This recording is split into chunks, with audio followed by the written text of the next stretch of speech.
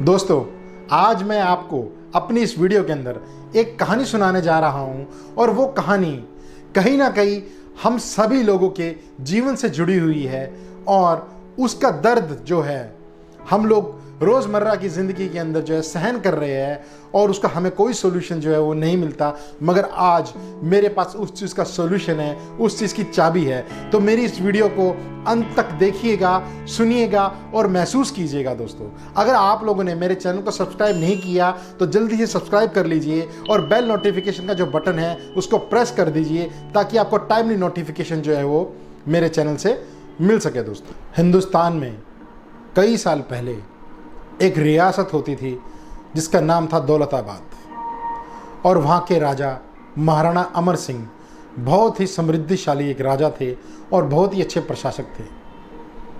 और एक दिन जिस तरीके से पुराने ज़माने के अंदर राजा अपनी नगर के अंदर जाते हैं संभालने देखने, तो उस तरीके से वो अपने घोड़े पे नगर के अंदर घूम रहे थे। थोड़े दूर चलते एक दुकान के आगे वो रुके और दुकान में एक विक्रेता था जिसका काम लकड़ियों का था। लोग उसको चंदन सेठ के नाम से जानते थे।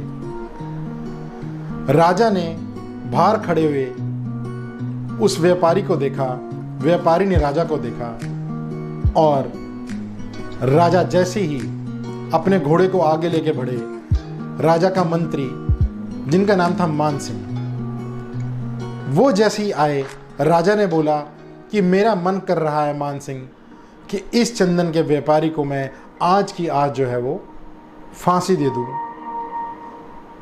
और इतना कहते ही जो राजा अपने घोड़े को लेके आगे चले गए। मान सिंह बहुत ही समझदार मंत्री था। उसने सोचा कि राजा जी ने जब कोई इस तरह की बात कही है तो कुछ ना कुछ उसके पीछे जो है कारण होगा। अगले दिन वो अपना आम नागरिक की वेशभूषा में अपना पूरा भेष बदल के उस नगरी में दोबारा पहुंच जाता है मान सिंह और आसपास के दुकानदारों से पता करता है कि जो चंदन सेठ है उसकी क्या स्थिति है, उसके बारे में सब कुछ पता करता है। पता करने के बाद वो चंदन सेठ की दुकान पे पहुंच जाता है और चंदन सेठ से पूछता है कि कैसा आपका काम चल रहा है। चंदन सेठ कहता है कि मेरा काम इतना अच्छा नहीं चल रहा, मगर मेरी लकड़ी की जो क्वालिटी है वो ऐसी है कि दूर दूर तक किसी के पास इतनी अच्छी चंदन की लकड़ियाँ नहीं है। मगर लोग आते हैं, देखते हैं, सूंघते हैं और जैसी दाम पूछते हैं मेरी लकड़ियों को कोई खरीदता नहीं है। तो मंत्री मान सिंह ने बोला, तो फिर आपने आगे जीवन के बारे में क्या सोचा है? चंदन सेठ ने कहा कि दौलताबाद यहाँ का जो राजा है वो बहुत ही समृद्धिशाली है। मैं उस दिन का इंतज़ार कर रहा हूँ जिस दिन ये राजा मरे और मेरी सारी की सारी चंदन की लकड़ियाँ जो है उसके मरने के ऊपर उसकी चिता के अंदर लग जाए। उस दिन मैं अमीर हो जाऊं। जो मान सिंह था उसको सारी की सारी कहानी समझ में आ गई। उसको समझ में आ गया कि राजा ने कल ऐसा क्यों कहा कि मेरा मन कर रहा है इस व्यापारी को मैं आज की आज फांसी की सजा सुना दूं और फांसी के ऊपर लटका दूं। अब मंत्री बहुत ही समझदार था। उसने कहा कि कोई बात नहीं, मेरे को 2-4 पीस जो है आप चंदन के लकड़ियों के दे दो। वो 2-4 पीस चंदन की लकड़ियाँ खरीद के राजा जी के दरबार पे पहुँचा और उनको चंदन की लकड़ियाँ देते हुए बोला कि महाराज, जो चंदन सेठ व्यापारी था उसने आपको ये भेंट स्वरूप जो है ये चंदन की लकड़ियाँ जो है आपको दी है। राजा ने जैसे ही वो चंदन की लकड़ियों को देखा, सूंघा, तो राजा का मन जो है वो प्रसन्न हो गया। उसने सोचा कि यार, मैं तो खामखा ही उस व्यापारी को फांसी की सज़ा सुनाने वाला था। मेरा मन कर रहा था कि उसको मैं फांसी की सज़ा सुना दूं और वो तो बड़ा ही अच्छा और भला आदमी है। राजा ने ऐसा सोचा और अशर्फियों की एक पोटली मंत्री को दे दी और बोले, मान सिंह जाओ और उसको भेंट स्वरूप चंदन सेठ को कि अशरफियों की पोटली दिया। अगले दिन अशरफियों की पोटली लेके गया और उसने उस जो चंदन का व्यापारी था, चंदन सेठ, उसको दिया और उसको बोला कि राजा जी ने आपको जो है भेंट स्वरूप ये दी है, क्योंकि मैंने चंदन की लकड़ियाँ उनको दिखाई थी, उन्होंने कहा कि ये चंदन की लकड़ियाँ तो बड़ी अच्छी है और मैं बड़ा ही प्रसन्न हुआ, और ये पोटली अशरफियों की आप उन व्यापारी को दे देना। ऐसा जब व्यापारी ने सुना तो व्यापारी बोला, उसने सोचा कि यार मैं कितना गलत हूं, इतने अच्छे राजा, हमारे दौलताबाद के इतने अच्छे प्रशासक, और मैं इनके बारे में इतना गंदा सोच रहा था। उसने सोचा कि अब चाहे कुछ भी हो जाए, मेरा काम चले या ना चले, मगर मैं चाहता हूं कि ये जो राजा है इनकी उम्र जो है वो लंबी हो, मेरी उम्र भी इनको लग जाए।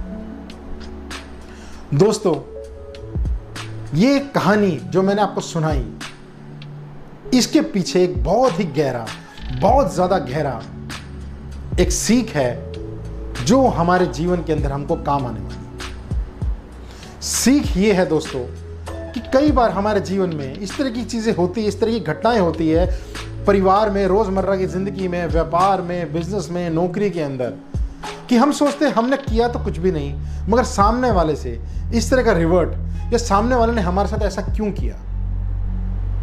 दोस्तों, मैं आज आपको बताने जा रहा हूं जो आज तक कभी किसी ने नहीं बताया है कि कर्म क्या है। आपके विचार, जी हां, आपके विचार ही कर्म है।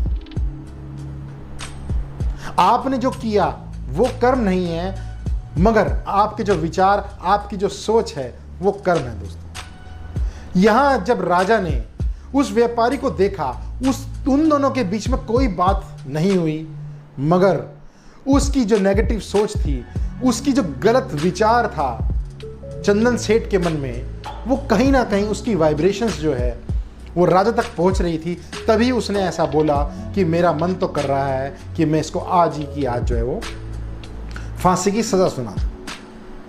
और जब राजा को ये पता चला कि चंदन सेठ ने उसके लिए ये चंदन की लकड़ियां भेंट स्वरूप पहुंचाई है, तो उसका विचार जानने के बाद राजा का विचार बदला, और राजा के विचार बदलने के बाद चंदन सेठ जो व्यापारी था उसका विचार बदला। तो दोस्तों, मैं आप लोगों को यही समझाना चाह रहा हूं अपनी इस वीडियो में कि आप लोग जो काम कर रहे हैं वो कर्म है, मगर आपके जो विचार है असली कर्म वही है। तो आप अपने विचारों के अंदर शुद्धि रखिए, किसी के बारे में कोई भी नेगेटिव थिंकिंग, कोई भी नेगेटिव चीज़ आप मत सोचिए। आपके जितने शुद्ध विचार होंगे, आपकी सफलता भी उसी चीज़ पर निर्भर करेगी। इसी के साथ मैं अलविदा लेता हूं अपनी इस वीडियो से। आपका दोस्त अमित कुमार जैन। अगर आपको मेरी ये वीडियो पसंद आई है तो दोस्तों इस वीडियो को ज़्यादा से ज़्यादा लोगों से शेयर करें, मेरे चैनल को सब्सक्राइब करें, बेल नोटिफिकेशन का बटन जो है दबाना ना भूलें, और कमेंट ज़रूर करें। आपके जो कमेंट्स हैं इस तरह की वीडियो लाने के लिए मेरे को जो है प्रोत्साहित करते हैं।